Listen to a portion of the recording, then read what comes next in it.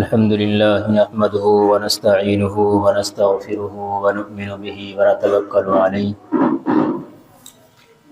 ونعوذ بالله من شرور أنفسنا ومن سيئات أعمالنا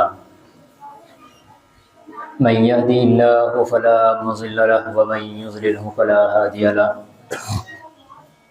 ونشهد أن لا إله إلا الله وحده لا شريك له ونشهد أن سيدنا ومولانا محمدا عبده ورسوله صلى الله عليه وعلى آله وأصحابه وبارك وسلم تسليما كثيرا كثيرا.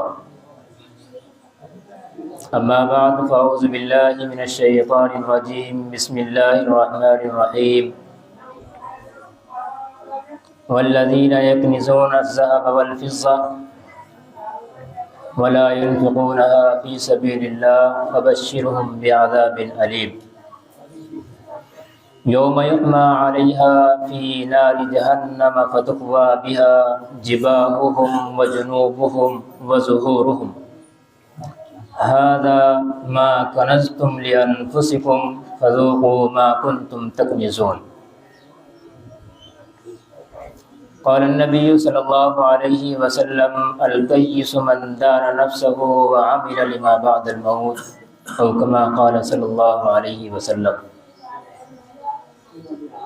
قرآن کریم کی دو آیت اور نبی کریم صلی اللہ علیہ وسلم کی حدیث پڑھی ہے.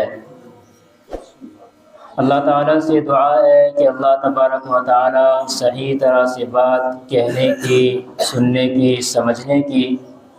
اور پھر ہم سب کو اس پر عمل کی توفیق نصیب فرمائے. گزشتہ ہفتے میں انہی آیات پر بات چل رہی تھی کہ اللہ تعالیٰ نے انسان کو جو مال دولت عطا کی ہے وہ بھی اپنا حق چاہتا ہے، جبکہ حقیقت کو اگر دیکھا جائے تو تمام کچھ جو اللہ نے دے رکھا ہے اگر وہ تمام کی ڈیمانڈ کر دے، سب کو یہ کہہ دے کہ بھائی جتنا کچھ میں نے تجھے دے رکھا ہے یہاں لا کر کے جمع کر دے، تو اس میں کسی کو چوں چرا کرنے کی گنجائش نہیں رہنی چاہیے، کیونکہ حقیقی مالک کون ہے یہ سب جانتے ہیں. دنیا کا قانون ہے کہ آپ نے اگر کسی کام کو ڈال رکھا ہے، کوئی کام چل رہا ہے، آپ کی فیکٹری ہے، مال ہے اس کے اندر پڑا ہوا، جتنے بھی نوکر چاکر ہیں سب کے سب آپ کے کام کاج کو کرنے میں لگے ہوئے ہیں، تب بھی سارے کے سارے کام کاج کرنے والے جتنے بھی حضرات اس کے اندر رہتے ہیں وہ تمام کا تمام کام اور تمام کے تمام پیسے اس مالک کو جا کر کے ادا کر دیا کرتے ہیں. اللہ تعالیٰ نے بھی قرآن کریم میں ارشاد فرمایا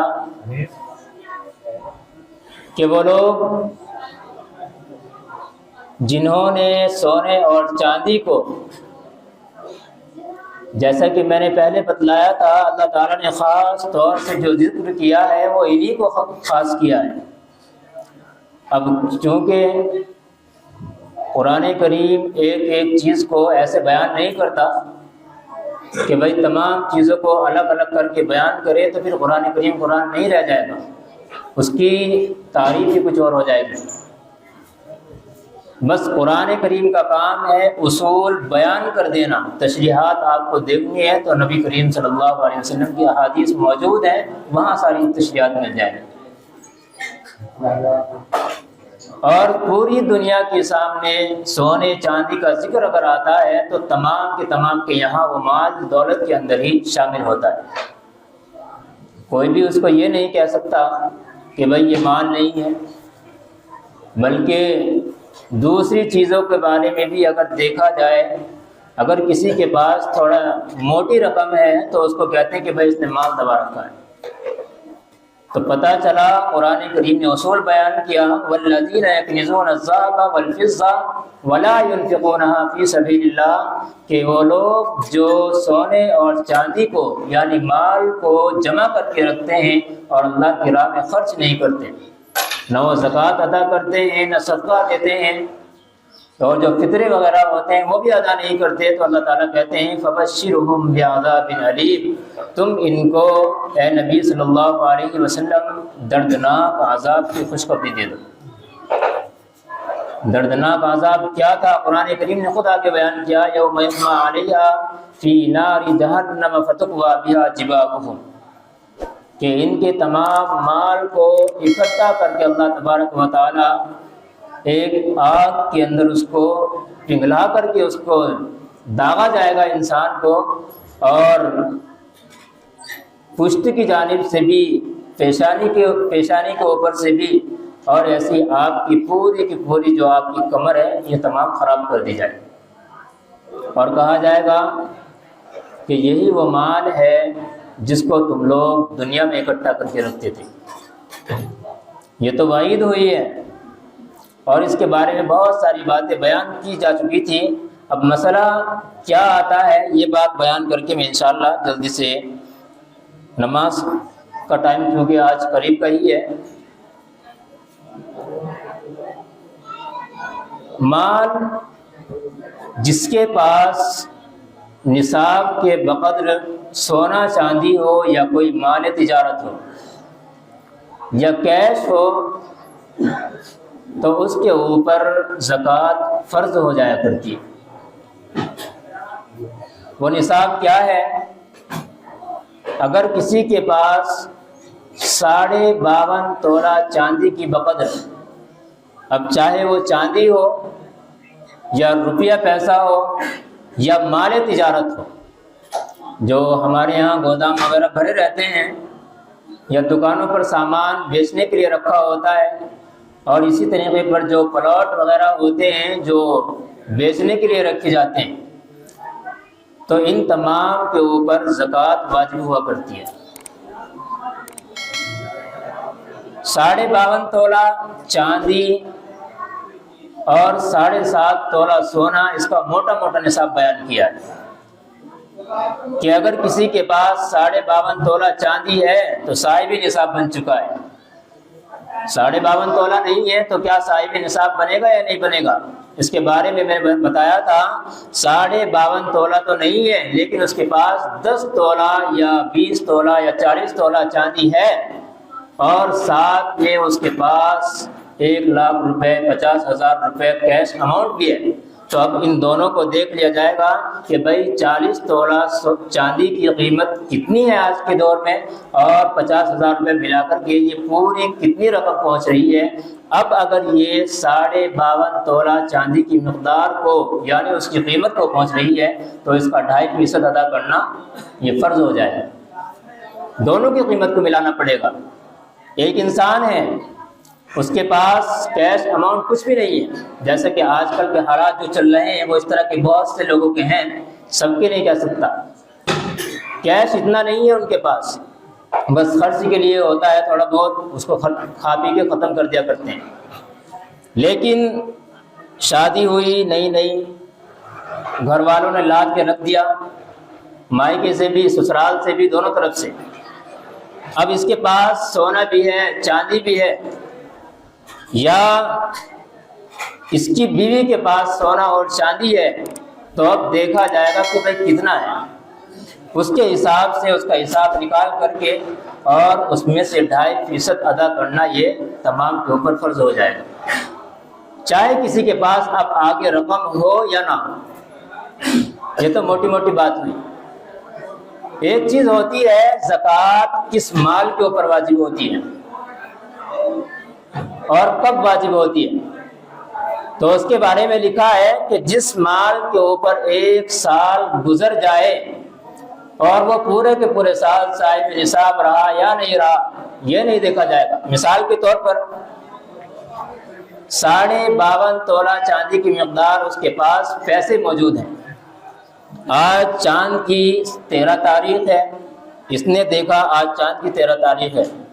اور میرے پاس فی الحال کتنے پیسے ہیں؟ تو اس نے دیکھا 52.5 تولہ چاندی کی مقدار کو یہ رقم پہنچ رہی ہے۔ اب یہاں سے اس نے اس کو ڈائری میں نوٹ کیا، آج میرے پاس 1 لاکھ روپے مثال کے طور پر ہیں۔ پورا سال گزرا ہے، اس بندے نے ان میں سے پیسے ادھر سے ادھر لگائے، خرچ کیے، کٹورا بن گیا بالکل، جس کو ہمارے یہاں بھکاری کہتے تھے، ہاتھ میں کٹورا آ گیا بیچارے کے۔ اب جیسے ہی اگلا سال چاند کی 13 تاریخ آئی، اب فوراً اس نے دیکھا کہ بھائی پچھلے سال ان دنوں میں آج کی جو 13 تاریخ نوٹ کر رکھی تھی، میرے پاس 1 لاکھ روپے موجود تھے، اور آج الحمدللہ میرے پاس 1,40,000 1,20,000 یا 2 لاکھ روپے میرے پاس موجود ہیں۔ اب پورا سال اس نے گھیر لیا ہے۔ شریعت اس کو کہہ رہی ہے کہ بابو جی آپ پورے سال صاحب نصاب رہے ہیں، آپ کو 2.5% ادا کرنا ہوگا۔ ایک بات اور ذہن میں رکھیں، یہاں پہ ایسا بھی ہو سکتا ہے کہ بہت سے حضرات آپ کو یہ کہتے ہیں کہ بھائی جو تاریخ آپ نے لکھی تھی وہ انگریزی لکھ دو، تو انگریزی تاریخ کا اعتبار زکوٰۃ کے معاملے میں نہیں کیا جاتا، اس لیے چاند کی تاریخ کو نوٹ کر کے رکھا کریں اور اسی حساب سے زکوٰۃ نکالنے کا اہتمام کیا کریں۔ دوسری، ایک شخص ہے پورا سال گزرنے والا تھا، 2 دن پہلے اتنا بڑا بھکاری بن گیا کہ اس کے پاس مال ختم ہو گیا۔ ابھی ایک رات گزری، اللہ نے اس کے اوپر رحم کیا تو اس کے پاس کہیں سے اتنا مال آ گیا جو اس مال سے جو شروع تاریخ میں تھا وہ اس سے بھی اوپر نکل چکا ہے۔ حالانکہ یہاں دیکھا جائے اس مال کے اوپر ابھی 1 دن بھی پورا نہیں گزرا، لیکن یہ نصاب کا مالک بن چکا ہے، تو تب بھی شریعت کہتی ہے کہ آپ کو صاحب نصاب مانا گیا، آپ کو گویا کہ پورے سال آپ کے پاس مال تھا تو آپ زکوٰۃ ادا کریں گے۔ اس غلط فہمی میں نہ رہا جائے کہ بھائی آج ہی تو میرے پاس مال آیا ہے، میں کیسے صاحب نصاب ہو سکتا ہوں؟ نہیں، اب آپ شریعت کی نظر میں پورے سال صاحب نصاب مانے جائیں گے، اس میں 2.5% ادا کرنا ہوگا۔ آگے چلتے ہیں، نبی کریم صلی اللہ علیہ وسلم کے ازواج مطہرات میں سے حضرت عائشہ صدیقہ رضی اللہ تعالی عنہ آپ صلی اللہ علیہ وسلم کے پاس آ رہی تھی۔ آپ نے دیکھا کہ آپ کی انگلیوں میں چاندی کی انگوٹھیاں ہیں۔ نبی کریم صلی اللہ علیہ وسلم نے ارشاد فرمایا، عائشہ کیا ان انگوٹھیوں کی زکوٰۃ نکالتی ہو؟ فرمایا یا رسول اللہ میں تو نہیں نکالتی، نہ میں نے زکوٰۃ ادا کی، اور ہو سکتا ہے یہ اس وقت کی بات ہے کہ ابھی زکوٰۃ کی فرضیت کا لوگوں میں عام اعلان نہ کیا گیا ہو، کبھی یہ کہنا شروع کرتے پر نبی کی بیوی نے نہیں دی، ہم کیوں دیں گے؟ تو فرمایا آپ صلی اللہ علیہ وسلم نے کہ عائشہ یہ بات کان کھول کر کے سن لے کہ اگر تو چاہتی ہے کہ کل قیامت کے دن تجھے آگ کی انگوٹھیاں پہنائی جائیں تو اس کی زکوٰۃ نہ نکالنا، اور اگر چاہتی ہے کہ تجھے آگ کی انگوٹھی نہ پہنائی جائے تو پھر زکوٰۃ اس کی نکالنی فرض ہو جائے گی۔ تو گویا کہ عورت چاہے اپنے زیور کو استعمال کرے یا اس کو استعمال نہ کرے، بہت سی عورتیں ایسی ہیں والدین کی طرف سے ان کو مال مل گیا، زکوٰۃ کہہ رہا ہوں زیور وغیرہ، کنگن ہے، انگوٹھی ہے، بہت ساری چیزیں اس طرح کی سونے چاندی کی تمام کی تمام ان کے پاس ہے، پورا سال کوئی اس فنکشن میں جانے کا موقع نہیں ملا، اس کو استعمال ہی نہیں کیا، بس وہ رکھا ہوا ہے سکون کے ساتھ۔ تو اب وہ کہنا شروع کرتے میں تو ان کو استعمال ہی نہیں کرتی۔ شریعت نے یہاں کہا ہے سونا چاندی کے اندر استعمال والی ہو یا نہ ہو، تب کہا جائے گا کہ ہاں بھائی تجھے اس کی زکوٰۃ ادا کرنی پڑے گی۔ ایک بات اور ذہن میں رکھ لیں، گھر کے اندر 5 افراد ہیں، بیٹا ہے، بہن ہے، باپ ہے، ماں ہے، بیوی ہے، یہ تمام کے تمام ان کے اوپر اگر الگ الگ صاحب نصاب یہ بن رہے ہیں، سب کے اوپر الگ الگ زکوٰۃ فرض ہو جائے گی۔ اب کہیں ایسا نہ ہو کہ آپ نے گھر کے ایک فرد کو دیکھا کہ میرے والد صاحب ہیں، بس میرے والد صاحب نے اپنی زکوٰۃ ادا کر دی ہے، پورے خاندان کی ادا ہو چکی ہے، ایسا نہیں ہے۔ کہتے ہیں کہ بھائی جس طریقے پر ایک مرد کو، ایک بھائی کو، ایک بہن کو، ایک بیوی کو اپنی الگ الگ نماز ادا کرنی ہوتی ہے، اسی طریقے پر ہر ایک کو اپنی زکوٰۃ بھی الگ الگ ادا کرنی پڑے گی۔ بیوی کے پاس ہے لیکن پیسہ نہیں ہے، شوہر نے سوچا کہ یار کیوں نہ میں اس کی زکوٰۃ ادا کر دوں، اس نے اٹھایا سامان کو تولا اور لکھ لیا کہ اتنے گرام یا اتنے کلو سونا چاندی ہو رہا ہے، اس کی زکوٰۃ اس نے نکال دی۔ لیکن اتفاق کی بات ہے کہ اس نے بیوی سے بات معلوم نہیں کی تھی، تو علماء نے لکھا ہے جب تک بیوی کی اجازت نہ مل جائے کہ میری زکوٰۃ ادا کر دینا، آپ نے چاہے ڈبل زکوٰۃ ادا کر دی تب بھی زکوٰۃ ادا نہیں ہوگی۔ اس وقت تک زکوٰۃ ادا نہیں ہوگی جب تک کہ بیوی کی جانب سے آپ کو اجازت نہ مل جائے۔ تو اس بات کا اہتمام کیا کریں، آپ کو لگ رہا ہے کہ بھائی اس کے پاس سونا چاندی ہے، اس سے پوچھ لے کیا میں تیری زکوٰۃ ادا کر دوں یا تو خود دے رہی ہے۔ اگر تیرے پاس ہے تو ٹھیک ہے، اور اگر وہ خود نہیں دے رہی ہے اور وہ کہہ رہی کہ آپ ادا کر دینا، تو بس اب آپ اس کی نام کی زکوٰۃ نکال دینا، وہ زکوٰۃ ادا ہو جائے گی۔ کیسے دینی ہے، کس کو دینی ہے، اس میں بہت آج کل دھاندلے بازی چل رہی ہے، بیچارے اچھے لوگ بھی پس رہے ہیں۔ بڑا افسوس ہوتا ہے کہ جو مستحق حقیقی طور پر ہوتے ہیں، ان دوسرے والوں کے چکر میں بیچارے یہ بھی پس جایا کرتے ہیں۔ مسکین کا انما الصدقات للفقراء والمساکین والعاملین علیہا، قرآن کریم نے تو یہ پورے کے پورے بیان کیے ہیں، لیکن دیکھا جائے آج کل کے پیشہ ور فقیر ایسا فیس بنا کر کے اور ایسی شکل اور منہ بنا کر کے سامنے آتے ہیں کہ لگتا ہے انسان کو یار اس سے بڑا غریب کوئی ہے ہی نہیں دنیا کے اندر۔ تو شریعت نے اس کو بھی بتایا ہے کہ بھائی آپ کی زکوٰۃ ایسے ہاتھوں میں پہنچنی چاہیے جو مستحق ہو، کہیں ایسا نہ ہو کہ آپ نے اس کی تھوڑی بھی کھوج بین نہیں کی اور آپ نے زکوٰۃ ادا کر دی تو بہت دقت کھڑی ہو جائے گی۔ اور زکوٰۃ لینے والے کو بھی آپ صلی اللہ علیہ وسلم نے ارشاد فرمایا کہ زکوٰۃ دینے والے کا ہاتھ یہ زیادہ بہتر ہے لینے والے ہاتھ سے، دینے والا ہاتھ زیادہ بہتر ہے لینے والے ہاتھ سے، اور یہ اوپر والا ہاتھ نیچے والے ہاتھ سے زیادہ بہتر ہوتا ہے۔ تو ان کو بھی ڈانٹا گیا ہے کہ ہر آدمی ہاتھ نہ پھیلاتا پھرے، لیکن آج کل تو ایک پیشہ بن گیا ہے ہر آدمی کہ بس اس سے بڑا معذور کوئی ہے نہیں ہے، عجیب عجیب ڈرامے چل رہے ہیں دنیا کے اندر۔ تو ان کی کھوج بین تھوڑی بہت کر لینی ضروری ہے، سمجھ لینا، اور اگر پتہ ہو تحقیق ہو، زیادہ لمبی چوڑی کی اس میں نہیں جانا چاہیے، بس تھوڑی بہت ہلکی پھلکی بات معلوم کر لیا کریں کہ بھئی آپ کہاں سے آئے ہیں، کیسے آئے ہیں۔ اگر وہ ٹھیک ہوا تو انشاءاللہ وہ ہچکچائے گا نہیں، ٹھیک نہ ہوا تو اس کی پہلی سوال میں ہوا خراب ہو جائے گی۔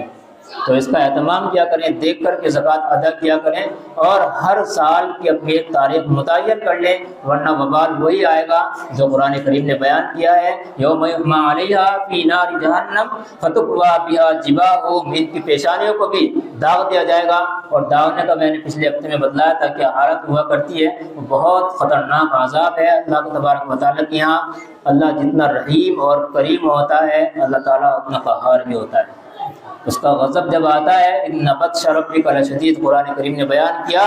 کہ جب تک اللہ نے ڈھیل دی ہے تو آپ چلتے رہیں، لیکن جیسے ہی ڈھیل اللہ تعالیٰ نے پکڑ کرنی شروع کر دی تو بہت سخت پڑ جائے۔ تو اس کا اہتمام کیا کریں،